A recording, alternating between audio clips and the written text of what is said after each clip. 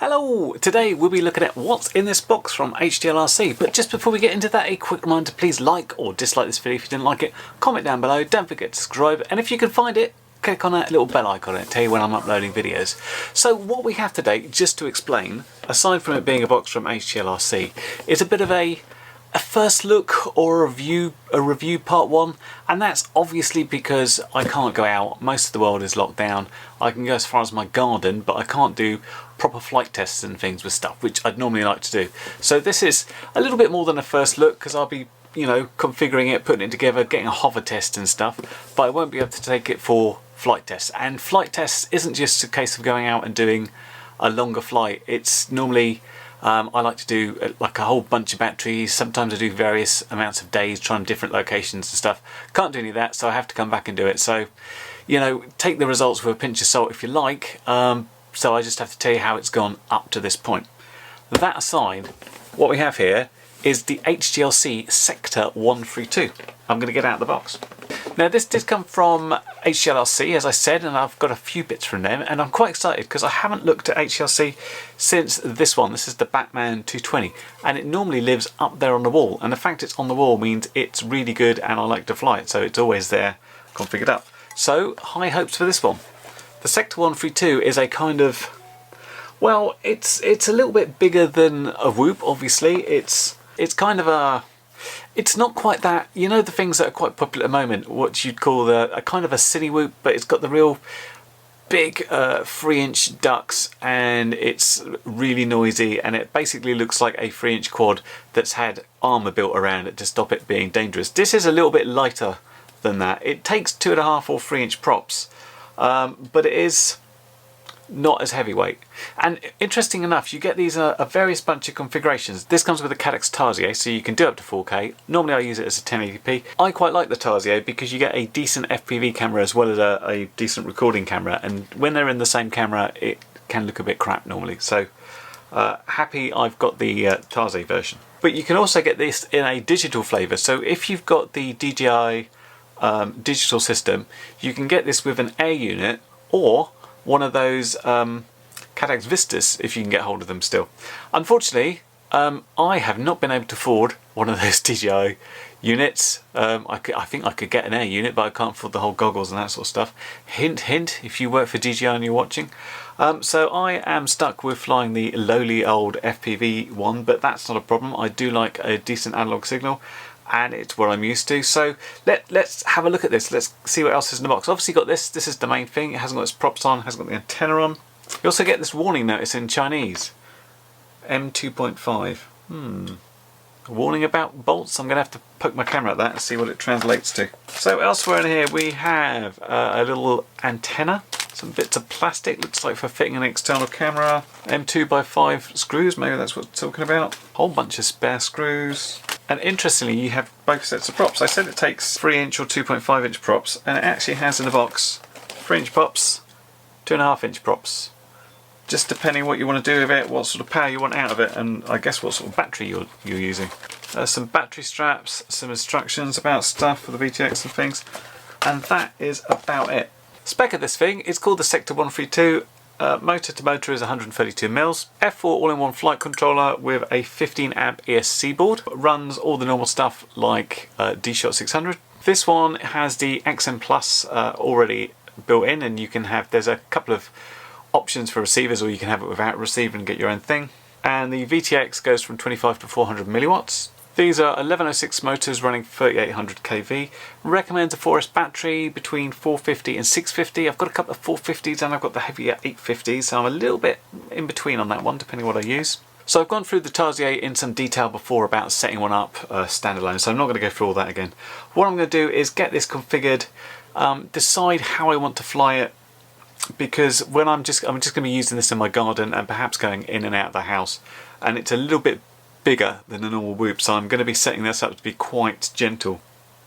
Maybe this will lead me towards the 2.5-inch props than the 3-inch props. I'll have a bit of a read through.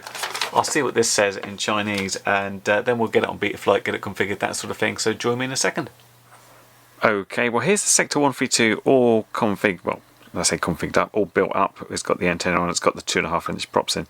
Now the reason I've put the 2.5-inch props in is because if we take one of the 3-inch props, you will notice it doesn't fit with the guards. So it's going to be a case of, if you want to fly it with the guards on, it's to 2.5. If you don't, it's the 3-inch. So that makes my decision easy.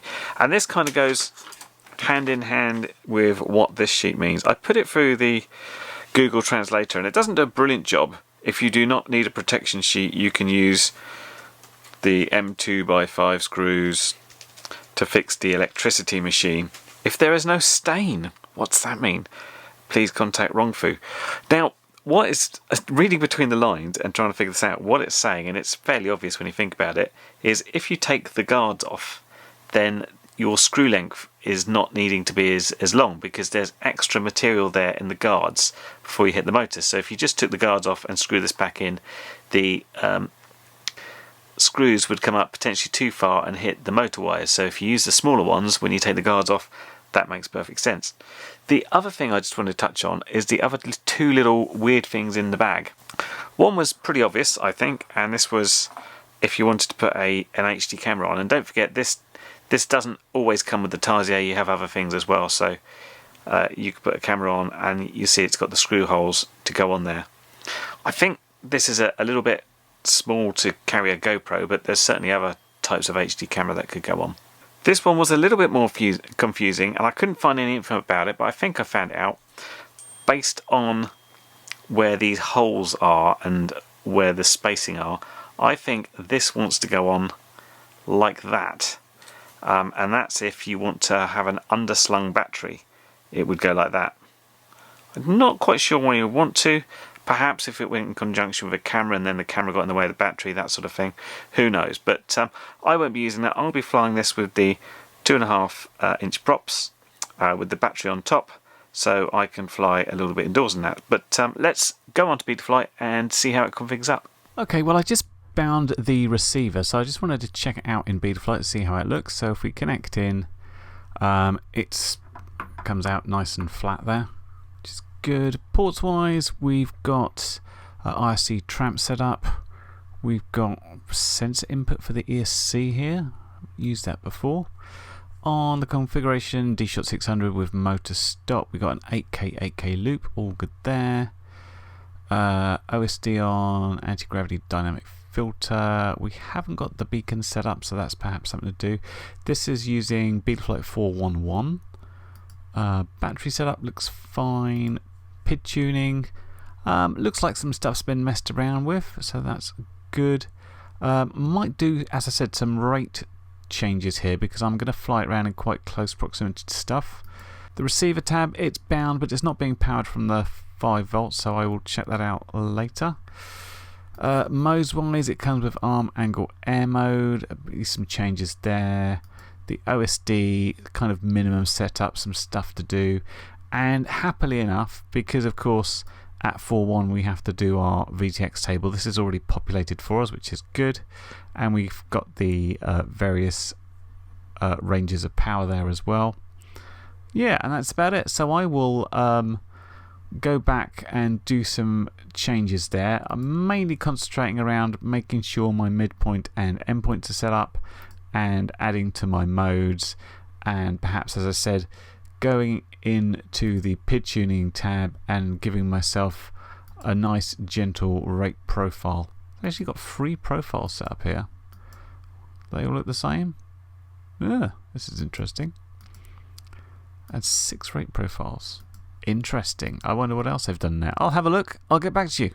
So the quad is set up pretty much as normal. If you've watched my videos before, you'll know what the OSD generally looks like, and the modes and the receiver and stuff like that.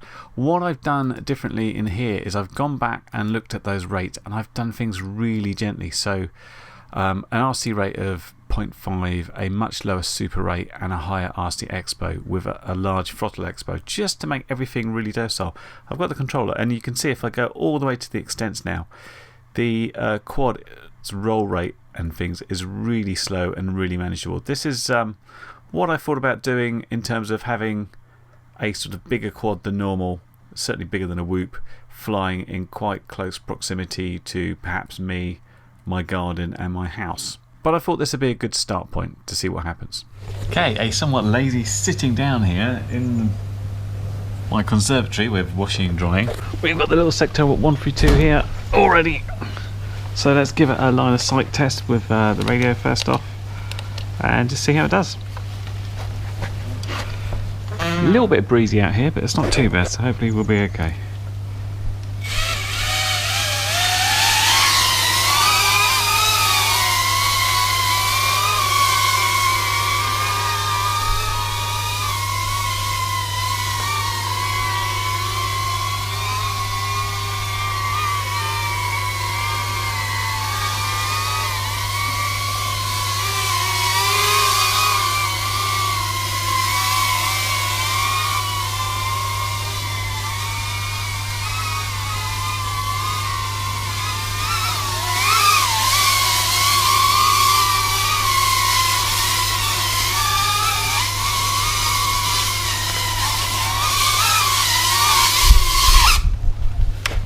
It is really windy out here, but that's okay.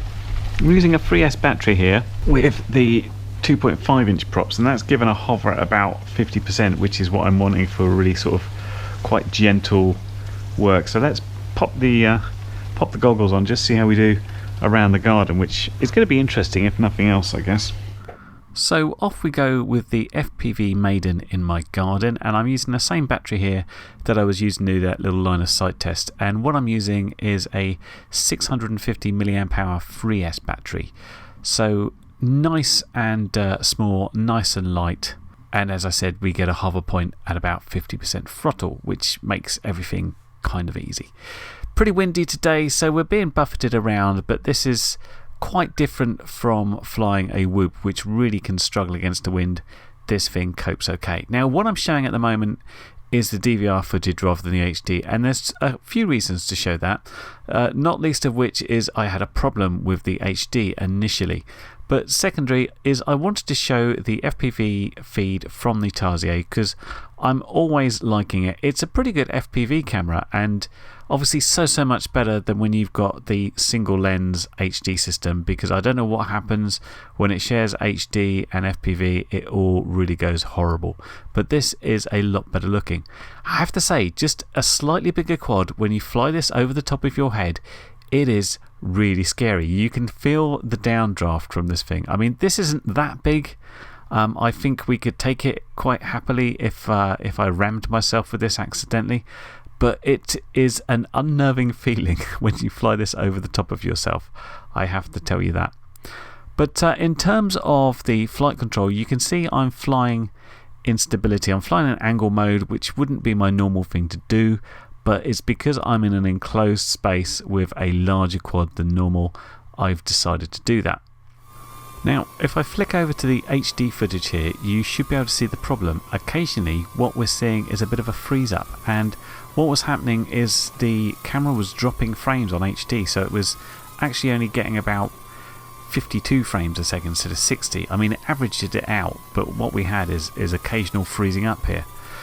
And of course I couldn't check this at the time, and I did a couple of batteries in the garden at this time flying around, and what I thought it might be is the SD card. The SD card came out of a GoPro and it seemed to record okay. I've had a whole bunch of these Tarsiers before and haven't had a problem. So I went back and I found a different SD card, and again I reformatted that within the Tarsier itself, and then I took it out on another fly and did another couple of batteries. Well, glad to say that different SD card seemed to fix the problem. I guess I might have an SD card on its way out, or it just didn't like one of the SanDisk Ultra Class 10s that I had. It was actually an unbranded one. I'm using this one that seems absolutely fine. But just something to be aware of there is give it a test, give it just a bit of test footage, look back, make sure it's okay. And then you know whether your SD card's okay. What I'm doing this time, I'm showing the HD footage, but I'm also showing that DVR footage just in a little window on the corner there. And I wanted to show that there is a difference between what the two cameras see, and I think that's quite important because the FPV camera is the one on the bottom and it's wider angle. So what you end up seeing is a lot more, well, just a lot more on your FPV camera, and you will think you're getting stuff in shot, especially if you're looking at very close on the ground that you might not be picking up on your HD camera. So that's certainly something to take into consideration when you're lining up a shot. I actually prefer it with the FPV camera on top and the HD camera on the bottom, and because the FPV camera's more wide angle, it sort of gives you about the sort of same view in terms of the vertical. My wife was outside sitting in the garden there, so I took the opportunity to fly around the house a little bit more.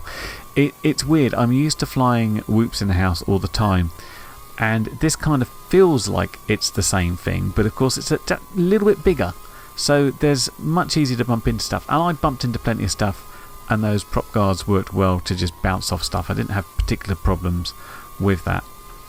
So in terms of the performance, obviously it's flying pretty nice. I'm liking the DVR footage. We certainly didn't have any problems with the range with an XM Plus here, as you might imagine, and on 25 milliwatts again, we're not going far enough to even think about having signal problems.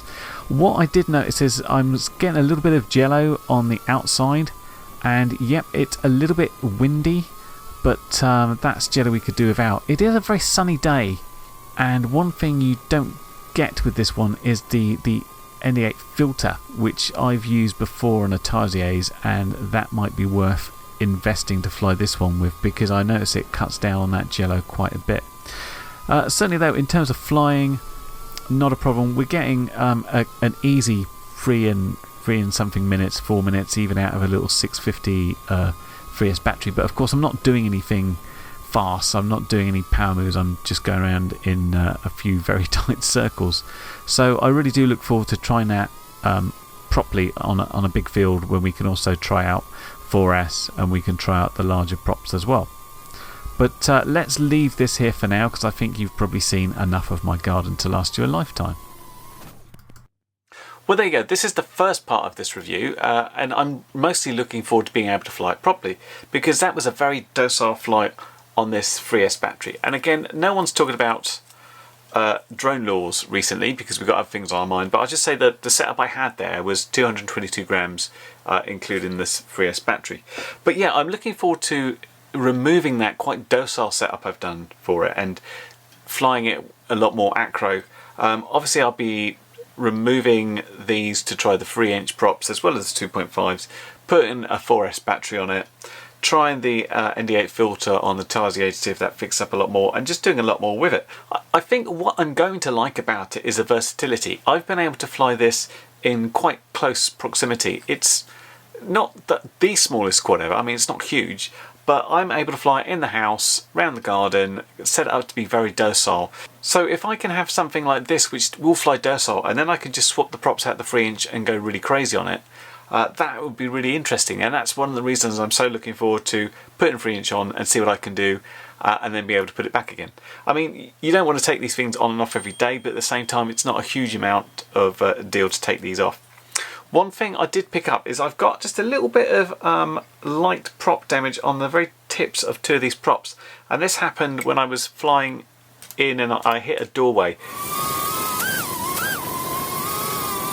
There is a little bit of flex in these, just enough to just hurt the tip of a prop occasionally. So that's one thing to be aware of. If you bash into stuff, just double check the props, because obviously any dink in the prop is potentially going to cause some wobble. And we don't want wobble when we're filming with a nice HD camera.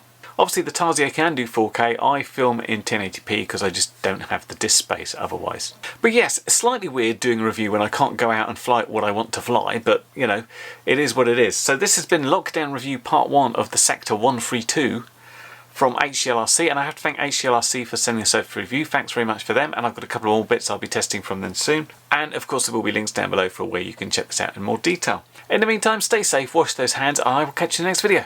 Bye for now. Well, you've made it to the end of the video, so thanks once again for watching. If you like what you saw, then please consider subscribing, and if you really like what you saw, then be sure to check out the link to my blog for a variety of ways in which you can help support this channel.